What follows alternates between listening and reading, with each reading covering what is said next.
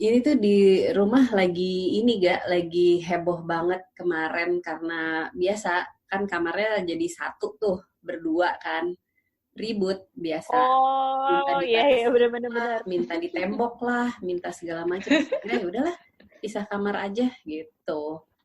Biasa rebutan. Ini ya Mbak, rebutan ya Mbak. Kalau ngomongin rebutan tuh aku suka inget kalau aku kan karena jarak aku dulu jauh ya sama kakak-kakak aku nggak ngalamin tuh rebutan. Tapi Hmm, kalau ngeliatin ponakan-ponakan yang umurnya pada deket, ponakan aku kan rata-rata umurnya pada deket-deket tuh ke hmm. kakaknya, ke adiknya jaraknya cuma 1 tahun 8 bulan. Ya ampun, sepanjang hari ada aja. Kalau yang Padahal satu beda pegang gender ya. mainan, iya, padahal beda gender. Kalau yang satu pegang Hmm. mainan, nanti yang satu dateng, kucuk-kucuk-kucuk, senggol gitu. Tahu-tahu Hmm, tarik-tarikan gitu. Kalau dulu mikirnya gimana ya caranya ngajarin anak berbagi, soalnya aku kan anaknya satu gitu kan. hmm, hmm. Terus kalau dia mah orangnya woles, jadi kayak mau mainin mainan dia ya nggak apa-apa, orang dia ada mainan yang lain. Jadi dia nggak, aku nggak ngalamin tuh kesulitan berbagi, tapi begitu ngeliat keponakan, astaga, ternyata begini ya kalau anak kecil gitu. Iya sih, apalagi Ternyata sampai jaraknya gede juga masih ya. dekat. Kalau gede jaraknya deket masih ya Mbak Vi? Itu sih kalau gede tuh kayak sekarang tuh rebutan misalnya TV kan di rumah cuma satu ya gitu. Rebutan remote gitu. Waduh, itu Ya, sama ibunya ya rebutan remote-nya? Enggak, enggak. drakor enggak ya lo? Eh, jangan ngobrol berdua aja dong. Aku sekarang Kita mau ada tamu ya. panggil, kan iya kalau minggu kemarin kan kita cuma berdua terus. Sekarang Heeh. aku mau panggil teman dari Jakarta Barat nih, rangkul lawas, tergolong rangkul lawas. Soalnya ikutnya masih di tahun-tahun 2016 banget dulu awal-awal sama aku. Aku kenalin dulu ya, bagus Oke. ya. Halo. Halo, Neng Ega, Mbak Via, apa Halo. kabar? Halo, halo. Baik, alhamdulillah. Bagus, kenalan dulu dong. Kapan gabung Kenalan. jadi rangkul? Oh iya iya iya iya, perkenalkan saya Gustia Rangkul dari Jakarta Barat. Pertama kali ikutan Rangkul itu tahun 2016 ya, September apa Oktober atau November gitu deh, 2016. Terus 4 tahun ya berarti ya, gak kerasa tiba-tiba udah 4 tahun aja. Terus baru sempat ini kolaborasi juga dengan beberapa wilayah lain karena berbagai alasan. Jadi ya selain di Jakarta Barat sempat juga ikutan heboh-heboh di Tangsel, di Jakarta Pusat gitu. Lintas ini ya. Melanglang buana ya. Sekarang tapi lagi fokusnya di Jakarta Barat dulu karena berbagai keterbatasan. Iya benar-benar work from home juga ya, jadi lebih sibuk gitu ya Mbak ya. Aduh, rusuh. Ternyata ya lebih ribet work from home daripada sebelum pandemi begini. Nah, ini nih kalau ngomongin ini ya, kalau ngomongin tadi rebutan nih, kayaknya Gustia ini ahlinya nih, karena anaknya kembar, bener nggak? Aduh, ya. Wah iya benar. Tapi tuh kalau anak kembar gimana sih Mbak? Akurkah gitu atau Apa harus emang dua semuanya sama juga? gitu mainannya gitu kan? Oh iya benar. Alhamdulillah anakku kembar, sama-sama perempuan. Saat ini 7 tahun. Dulu juga di awal-awal pas pertama kali tahu kembar kan banyak itulah ya biasa suara-suara dari luar sana gitu yang ayo berarti segala sesuatu harus dua gitu. Terus disamain supaya tidak berebut, supaya nggak saling iri kayak gitu. Cuma terus aku sama suami tuh belum tahu tentang keluarga kita ya, mikir kayaknya nggak bisa deh semua serba diduain gitu ya. Pertama, belum tentu emang sebenarnya masing-masing perlu gitu ya. Karena kan kami yakinnya saat itu walaupun mereka dua nih, walaupun kembar, mereka kan tetap dua individu tuh. Dan kita saat itu belum tahu masing-masing akan suka apa, akan lebih tertarik dengan apa. Jadi kayaknya kita nggak bisa deh kalau langsung, oke, semuanya harus serba sama, semua harus serba dua. Jadi harus dilihat masing-masing individunya juga. Satu itu. Kedua tentu saja urusan kantong, budget gitu kan ya. Masa sih mau semuanya serba dua gitu. Dan itu kerasa banget sekarang pas sudah umur 7 tahun ya, walaupun mereka sudah lebih apa ya, lebih aware, lebih dewasa dalam tanda kutip dibandingkan dulu waktu masih balita gitu ya. Mereka tetap masih ada berebut-berebut. Sekarang tuh lagi hobi berebut piano. Bayang nggak kalau harus masing-masing punya piano satu? Boncos kan ya orang tuanya gitu. Jadi ya begitulah. Jadi ya intinya sih saya dengan suami dari awal pas masih hamil mikir oke, kita nih sambil jalan sambil lihat-lihat ya gitu. Sebenarnya perlu nggak sih semuanya harus serba dua, perlu nggak sih semuanya harus serba sama gitu. Dan ternyata ya sampai sekarang mereka 7 tahun itu masih learning by doing ya bagi orang tuanya juga. Nggak perlu, masih sulit untuk nemuin satu formula, satu rumus yang bener-bener mantep, manjur, berlaku sepanjang hayat. Kayaknya nggak ada deh, berubah-ubah terus. Iya benar-benar, karena kan sebenarnya jadi orang tua proses belajar ya, bagus ya. Bener banget. Dan ya itu guru-gurunya sebenarnya ya anak-anak itu ya, orang tua tuh belajar dari anaknya ternyata begini. Beda umur, beda tahap perkembangan, beda juga kan mereka gitu dari aspek-aspek sosial emosionalnya. Misalnya kalau urusan berebut mainan, berbagai mainan itu kan urusan sosial emosional ya. Jadi ya mainan mereka apa sih yang paling sering direbutin Mbak sama si kembar? Waktu masih kecil lah sekarang, waktu masih kecil ya, tuh Lego tuh. Lego, padahal kan Lego tuh banyak banget ya potongannya ya, kebayang nggak? Jadi kan aku sama suami mikir, oke, kita nggak boleh ngebiasain mereka harus selalu punya barang yang sama, dan masing-masing satu, kalau misalnya emang sebenarnya nggak perlu ada masing-masing. Contoh kalau perlu masing-masing tuh, misalnya baju ya, karena ukuran mereka beda gitu. Jadi ya udah itu emang masing-masing harus satu. Tapi kalau mainan bisa bareng, bisa samaan, kenapa enggak? Jadi Lego tuh, itu kan Lego kan dari yang ukurannya masih canggih-canggih, tangan mereka masih kecil-kecil, itu kan yang ukuran apa sih, Lego gede gitu ya, yang Duplo itu tetap aja berantem, padahal kan banyak ya gitu. Banyak potongannya, banyak warnanya, tetap aja gitu ya. Aku pokoknya maunya yang ada mau dipegang oleh saudaraku gitu. Sempat sih ada satu masanya aku sama suami yang uji coba, oke ya kita cobain ya, tapi aku lupa mainannya apa ya yang kita masing-masing punya sama, kalau nggak salah boneka deh. Gitu, boneka beruang atau apa gitu, sama-sama tuh, sama-sama biru, bentuknya plek-ketiplek sama, size-nya juga sama, dikasih masing-masing satu, tetap berebut, karena emang selalu rumput tetangga lebih hijau, ini beruang tetangga lebih biru, padahal sama-sama gitu, kayak gitu. Jadi ya itulah, alhamdulillah tahu dari rangkul ternyata itu memang proses belajar mereka gitu ya. benar proses belajar mereka ternyata begitu. Kalau udah besar begini rebutan biasanya buku cerita. Ini kan aku sama suami tuh lagi hobi banget ngumpulin buku-buku zaman kami kecil yang Enid Blyton tuh. Gitu. Ini lagi pelan-pelan gitu. Pelan-pelan ngajarin ke mereka itu tuh berebut yang ayo dong, aku kan mau baca juga. Ya elah, satu buku kan gak bisa dibaca barengan gitu ya. Jadi ya begitulah, tapi selalu ada aja kok, seperti aku bilang tadi, piano aja berebut, terus apalagi ibunya tentu saja ya artis diperebutkan setiap masa gitu kan.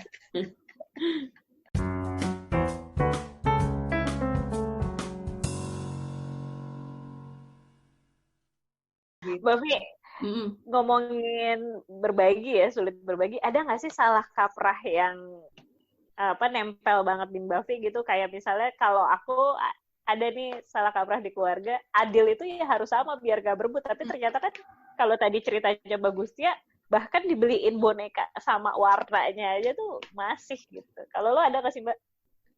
Iya sama sih, kurang lebih kayak gitu.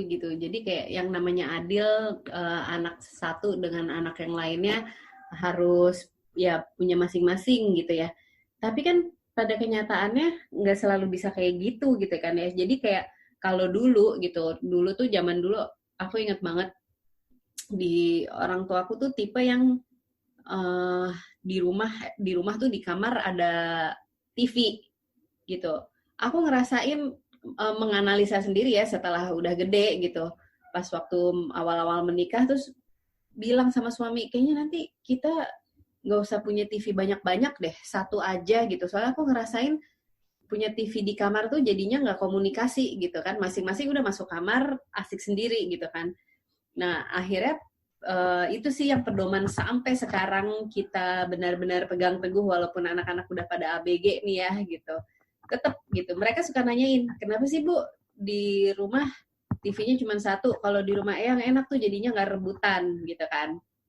Itu tuh aku sama suami tetap bilang, enggak, TV cuma satu, kalau kita pengen nonton rame-rame ya nonton rame-rame, enak gitu kan, ada family time. Kalau misalnya pas lagi memang pengen tontonannya beda ya cari caranya aja, gimana caranya gitu, agreementnya gitu. Misalnya hari ini siapa yang udah nonton terus gilirannya siapa ya diatur aja gitu. Kayak gitu sih, jadi nggak selalu harus sama gitu semuanya. Kalau bagusnya ini nggak, kan biasanya juga salah kaprah yang sering beredar tuh kalau di kebanyakan gitu ya, kalau si kakak nih harus ngalah sama adiknya gitu. Sering banget tuh orang kalau misalnya kakak sama adik berantem, berebutan barang atau mainan atau bahkan makanan gitu, ngalah dong sama adiknya. Padahal kok dipikir-pikir, ya orang adiknya kok yang rebut-rebut, masa kakaknya yang harus ngalah gitu kan. Sama banget sih sebenarnya dengan yang Mbak Fia bilang tadi tuh, masalah adil. Adil itu apa sih gitu, itu satu. Kedua, masalah kakak harus ngalah juga. Itu tuh PR banget ya. Apalagi kalau di aku nih sekarang, karena ini kan 2 anak kembar sebenarnya sama kan umurnya kan gitu. Jadi dari awal mereka belum lahir, aku sama suami udah kesepakatan pokoknya gitu. Udah keluar tuh ya kata kunci pokoknya. Kita nggak boleh ya menerapkan konsep kakak harus mengalah, karena mereka tuh sebenarnya sama-sama gitu, sama-sama bahkan sama umurnya kayak gitu kan. Nah itu sebenarnya banyak tantangannya sih sampai sekarang, karena orang-orang kan pasti kalau ketemu tuh kakak yang mana, terus habis gitu mereka biasanya orang-orang luar itu sudah punya ekspektasi tersendiri kan kepada anak-anak yang dianggap sebagai kakak. Nah itu tuh emang PR banget gitu, terutama sekarang nih karena anak-anak kan udah sekolah ya. Dan mereka tambah lama tambah sadar tentang konsep kakak dan adik ini. Karena mungkin ya kan dengar cerita-cerita dari teman-temannya, ternyata oh ada kakak, ada adik gitu, dan jadi sadar oh ternyata di teman-temanku tuh banyak ya kak. Kalau kakak tuh mengalah, kalau adik itu lebih boleh mendapatkan lebih gitu dibandingkan kakaknya. Nah ini nih sempat, apalagi terutama saat pandemi seperti ini ya, di rumah terus kan, itu kelihatan banget gitu bahwa ternyata apa yang mereka dengar dari teman-temannya itu mau tidak mau tuh kayaknya masuk gitu ke mereka ya. Terus yang ada anakku yang lebih kecil yang lahir belakangan tuh kan suka bilang, tapi aku kan adik jadi boleh dong aku yang begini pokoknya minta prioritas, minta privilege lebih. Privilege-nya gitu. Adik ya, privilege-nya adik yang dibolehin gitu-gitu. Jadi ya udah kalau gitu langsung kita keluarin nih. Ini ya nih, di akte kelahiran, lihat jam lahir kalian, cuma beda semenit. Kalian sama sebenarnya. Itu tuh nyebelin banget sih emang, karena aku tuh anak paling tua, anak paling gede, itu sebel banget dulu ya, inget banget gitu kalau misalnya dulu tuh harus ngalah, disuruh ngalah, kamu tuh yang lebih besar, harusnya kamu lebih ngerti gitu, kasih dulu adeknya. Rasanya gitu sebel banget ya Mbak. Itu sebel banget ya. Makanya itu yang bikin aku bener-bener yang nggak mau gitu kayak begitu.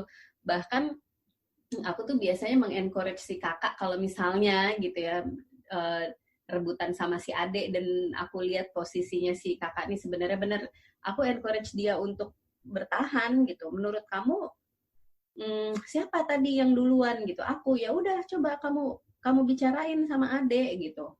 Jadi ini ya, nanemin bahwa dia berhak atas barang yang dia punya gitu ya. Iya, bukan karena dia tuh lebih gede tapi terus dia harus mengalah gitu. Benar. Nah, kalau aku ada salah kaprah yang nempel banget tentang anak tunggal tuh selfish, nggak mau berbagi. Udah itu kan kalau ya namanya keluarga besar gitu ya. Kalau udah ngomongin anak tunggal pasti embel-embelnya hamil lagi dong, kapan sih isi lagi, nanti anaknya jadi nggak mau ngalah loh, jadi besar kepala.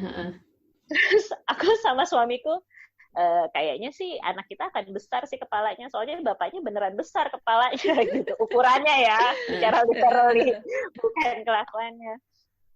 Nah gara-gara salah kaprah itu tuh akhirnya jadi penasaran dan googling, ketemulah ada salah satu materi di keluarga kita waktu itu pernah bilang nggak juga gitu, kan anak berbagi itu sebenarnya asal ada media untuk teman buat berbaginya gitu. Jadi kalaupun tunggal, kalau dia dibiasain sama orang tuanya untuk sharing gitu ya, untuk misalnya aku punya makanan nih, aku bagi, nah terus dia juga jadi terbiasa dan itu kebukti sih. Iya betul setuju. Karena aku juga ngelihat beberapa orang di terdekat gitu ya, teman-teman juga itu yang anaknya tunggal harusnya nggak masalah sih, karena memang konsep berbagi itu kan bukan cuma dengan saudara kandung ya, tapi juga dengan orang tua, dengan orang di sekitar gitu. Walaupun memang ada juga beberapa keluarga yang punya tantangannya itu jadinya ini kan anak gue cuma satu, jadi ya udahlah apapun yang dia minta gue kasih deh. Nah kayak gitu itu cerita lain lagi tuh ya gitu. Tapi at least sebenarnya ya itu sebenarnya pembiasaan anak aja ya berbagi tuh. Anak dikasih kesempatan belajar gitu ya. Benar. Ini sih jangan terlalu cepat mengintervensi. Betul. Kita ya sebagai pengamat dulu lah ya di luar lingkaran tuh kalau udah kayak gitu.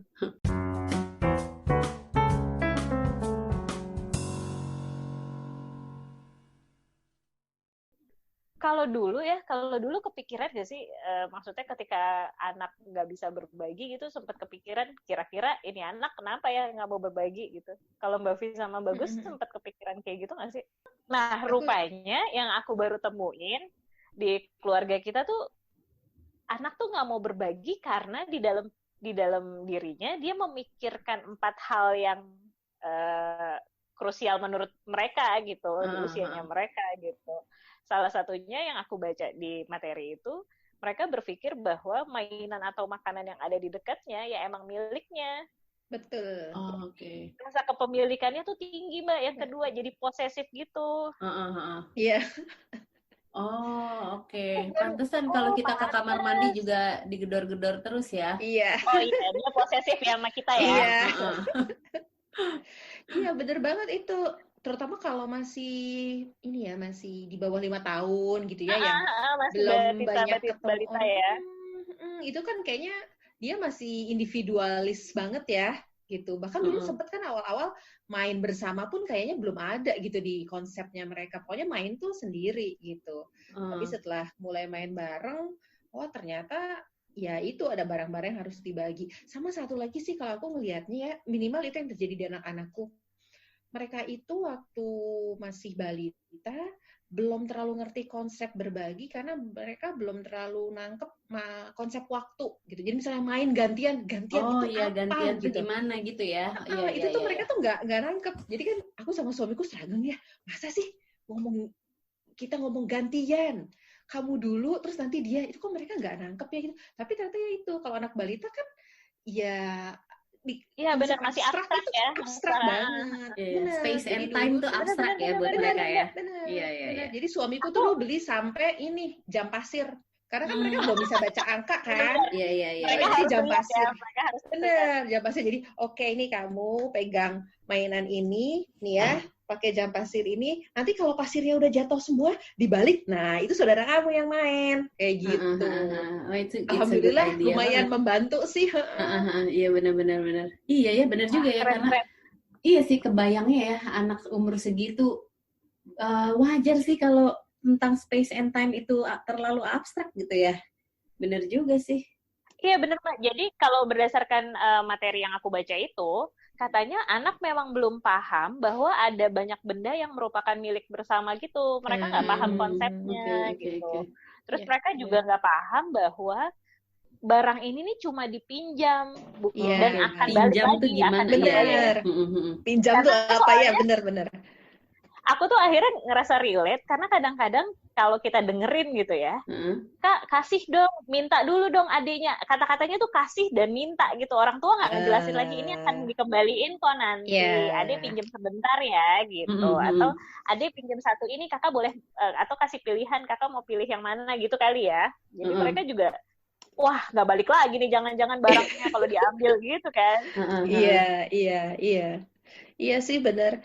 Kalau ya itu ya benar, emang konsep pinjam itu apa gitu, abstrak sih emang benar-benar. Ya sekarang enaknya karena mereka pas umur berapa tuh ya, 4, 5 gitu mulai tertarik dengan angka. Nah itu mulai itu nih ya kalau jarum panjang ya kita mulai kenalin angka jam tuh tapi pakai jarum panjang doang karena mereka belum ngerti menit jam gitu.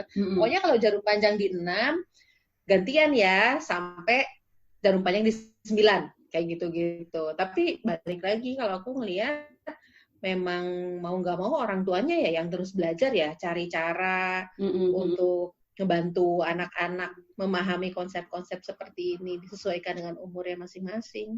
Dan ini sih kalau aku ngelihatnya tuh ya di tema ini nih, tema anak sulit berbagi segala macam tuh sebenarnya kita harus bisa melihat ini tuh sebagai apa sih kalau di keluarga kita tuh ingat impian tinggi gitu.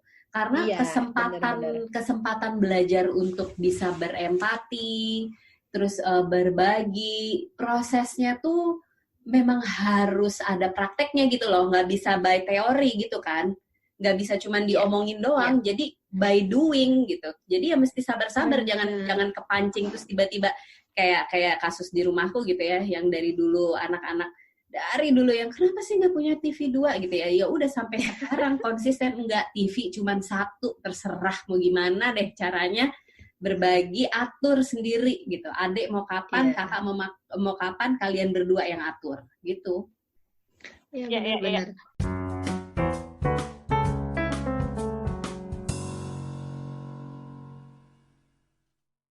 Nah, waktu kejadian tentang anak-anak lagi sulit berbagi tuh, kalau Mbak Vi sama Mbak Gustia, apa sih yang dilakukan biar akhirnya anak mau berbagi? Tadi Mbak Gustia sempat ada kisi-kisi memperjelas waktunya pakai jam pasir gitu.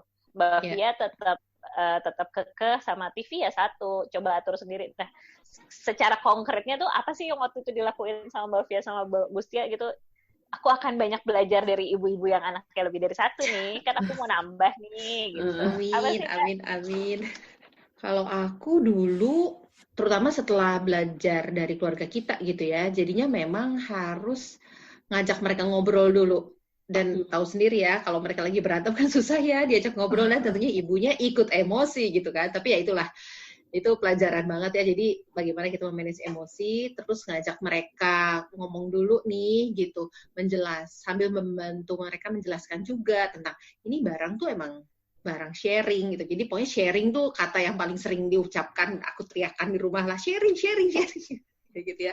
Jadi tapi intinya emang harus dijelaskan ke mereka ini barang ini adalah barang milik bersama gitu ya.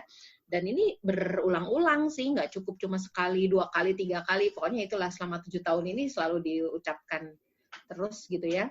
Terus tentunya juga sambil ngajak mereka refleksi sih. Karena tentunya mereka harus belajar ya dari proses-proses dan konflik yang mereka hadapi saat mereka berebut ini gitu ya, supaya mereka juga punya hal yang bisa mereka jadikan acuan buat ke depannya gitu. Jadi ya itu kalau aku banyaknya adalah sambil tanya perasaan masing-masing, ya refleksi lah ya intinya gitu, sama nggak sedapat mungkin nggak memaksa sih, walaupun emang susah ya karena seringkali kita kan ya aduh pengen cepet deh gitu biar cepet beres. Mbak Vi, gimana Mbak Vi? Aku sambil bikin not-not kecil nih. Kalau aku tuh dulu ingetnya gini sih, jadi nemenin anak sih pertama kali tuh jadi mediator gitu, mediator untuk nemenin anak-anak belajar bikin agreement sendiri di antara mereka berdua gitu. Waktu itu tuh gitu. Jadi akhirnya aku ingat ya dulu waktu masih kecil mereka tuh akhirnya punya agreement gini. Kalau misalnya sekarang itu kakak duluan, berarti next itu adik duluan. Terus habis itu next lagi kakak duluan. Ya itu kesimpulan mereka sendiri deh gitu, kesepakatan mereka sendiri gitu. Awalnya gimana gitu? Macem-macem gitu. Kadang lucu sih, kadang-kadang yang pakai sweet lah, kadang-kadang yang ngitung umur, kadang-kadang yang apa dulu, yang kayak gitu-gitu sih. Tapi ya udahlah, yang namanya anak-anak, kita bener-bener yang ya udah benar-benar yang jangan intervensi terlalu cepat gitu. Kadang-kadang mereka nantinya ini kok bisa kok punya solusi sendiri. Bahkan tuh pas udah makin gede, ini lucu sih. Anakku 2 kan ya gitu, jarak 3 tahun. Itu tuh sering kalau misalnya mereka lagi berkonflik, itu justru mereka kadang-kadang sekarang yang suka ngingetin. Ibu, kalau misalnya kita lagi argue kayak gini, Ibu nggak perlu ini deh, nggak perlu ikut campur gitu katanya tuh kadang-kadang tuh. Alhamdulillah. Karena udah gede-gede kan ya, udah ABG dua-duanya gitu. Terus kadang-kadang ya udah yang benar-benar masuk kamar ngobrol berdua itu kadang-kadang lucu sih dari zaman kapan ya, mungkin dari zaman SD tuh mereka akhirnya udah bisa kayak begitu, alhamdulillah ya. Cuman again ya perlu kesabaran sih untuk kita tuh nggak cepet-cepet motong gitu. Gitu. Wih, menarik nih. Jadi kalau aku simpulin, kalau dari Mbak Gusti yang paling menarik adalah anak diajak berefleksi ya. Jadi perasaannya tuh gimana ketika berbagi gitu. Kalau main sama-sama perasaannya gimana gitu ya. Betul. Terus Mbak Gusti juga bilang, jadi ibu sabar-sabar, jangan maksa juga gitu, walaupun kita pengennya instan gitu. Iya, ini relate bener. Sama yang Mbak Fe bilang gitu ya. Karena benar kayak yang Mbak Fe bilang tadi, tambah umur anak nambah, mereka juga sebenarnya karena sering berlatih ya dari konflik-konflik itu, mereka nemuin cara baru kok gitu. Ini cara terbaru anak-anakku tuh sekarang kalau berbagi tuh ini tanggalnya ganjil atau genap gitu. Jadi main pakai laptop atau misalnya kan mereka sekarang bunk bed ya. Posisi favorit itu adalah tidur yang di bawah gitu. Jadi ya udah kalau tanggal ganjil aku tanggal genap kamu. Jadi mereka sambil belajar matematika juga ngapalin mana angka ganjil, mana angka genap. Gitu-gitu deh. Jadi emang anak juga belajar kok sebenarnya gitu ya, selama orang tuanya memfasilitasi proses belajar tersebut. Menyenangkan. Terima kasih ya. Aku udah dapat note-note nih untuk jadi ibu harus sabar-sabar, kasih kesempatan sama anaknya, ingat impian tinggi lagi ya, bahwa anak tuh kita percaya bahwa dia bisa, nanti lama-lama beneran bisa kok. Konflik tuh bukan sesuatu yang harus diselesaikan cepat-cepat, tapi konflik sulit berbagi adalah proses belajarnya mereka. Nah, buat Mbak Gustia, Jakbar tuh akan segera ada nggak sih sesi-sesinya? Boleh dong di-share. Ya, jadi insya Allah itu kami sedang merancang beberapa sesi. Tadinya mau awal September, tapi karena satu dan lain hal nggak kejadian, jadwalnya bentrok. Terus yang lagi seru tuh sebenarnya lagi mau menyiapkan sesi Bapak Rangkul. Tadi baru aja dapat konfirmasi dari Korwil Jakbar yang, iya nih kita masih nyari tanggal. Itu ya tanggal tuh susah banget ya. Sesusah nyari tanggal kawinan kayaknya. Karena jadwalnya. Iya, jadwal orang tepat. Iya, tapi insya Allah akan segera ada sih. Kami ini masih cari-cari tanggal, baik yang sesi biasa, maksudnya yang sesi reguler biasa gitu ya, terbuka buat umum, maupun yang sesi khusus bapak-bapak gitu. Jadi nantikan ya di Instagram keluarga kita. Nah, teman-teman, buat yang penasaran banget, pengen ajak suaminya juga ikutan, boleh tuh tungguin Rangkul Jakbar, akan ada sesi reguler sama sesi khusus bapak-bapak. Atau kalau mau tahu info lebih lengkap tentang jadwal Rangkul, bisa follow keluarga kita dan bisa follow juga jadwal Rangkul. Nah, itu ada lengkap sekali. Atau kalau teman-teman masih penasaran tentang materi si anak sulit berbagi, bisa juga tuh langsung ke www.sekolah.mu/keluarga kita. Nah, itu ada materi tentang itu. Mbak Fi, kita undur diri nih. Seneng banget hari ini aku dapat kebetan banyak dari Mbak Gustia dan Mbak Fi. Mbak Gustia, Mbak Gustia, terima kasih banyak sudah berbagi cerita buat teman-teman semuanya. Terima kasih juga, senang banget bisa ngomong-ngomong seperti ini lagi. Dan ya itu kan sebenarnya aku juga sambil belajar loh dari Fiat, bersama dari Sis Ega juga tentang ilmu-ilmu terbaru untuk ngadepin anak-anak kecil ini. Terima kasih banyak. Sampai ketemu lagi di podcast Cerita-Cerita Keluarga kita. Dadah. Baik, terima kasih. Bye. Oh, thank you.